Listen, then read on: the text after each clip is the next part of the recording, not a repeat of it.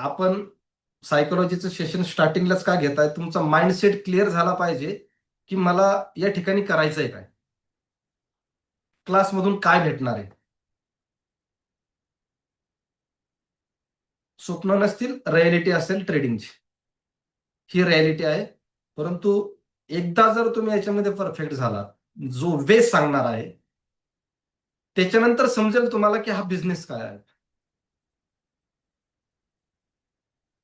Business काय आहे त्याच्यानंतर समजेल. तुमची सायकोलॉजी तुम्हाला इथं प्रॉफिटमध्ये ठेवणार आहे. आणि सायकोलॉजी बिल्डसाठी सगळ्या सेशनपर्यंत, शेवटच्या सेशनपर्यंत ज्या ज्या ठिकाणी टॉपिक येईल त्यावेळेस त्या गोष्टी तुम्हाला दिल्या जातील. सायकोलॉजी सेशन फक्त आजचं झालं म्हणजे संपलं असं नाही. शिकवताना पण त्यावेळेस तुम्हाला त्या गोष्टी दिल्या जातील. क्लिअर? आता तुमचा माइंडसेट करतोय की काय सायकोलॉजी पाहिजे तुमची. कारण चुकीच्या सायकोलॉजीने जर बसलात आणि शेवटी तुम्हाला जर समजलं अरे एवढेच राहतात, एवढीशेच. परंतु कंपाऊंडिंग जर केलं ना, तर याच्यासारखा कुठलाच बिझनेस नाही. पण थोडा टाइम लागेल,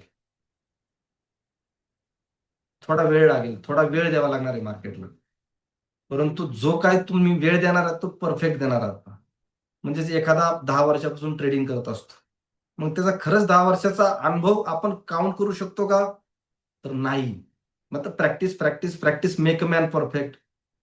perfect practice make a man perfect. जर त्याची चुकीच्या डायरेक्शनने जर प्रॅक्टिस असेल तर त्या ठिकाणी त्याचा तो अनुभव काउंट होणारच नाही. सायकोलॉजी त्याची झालेली असेल, फक्त लॉस फेस करण्याची.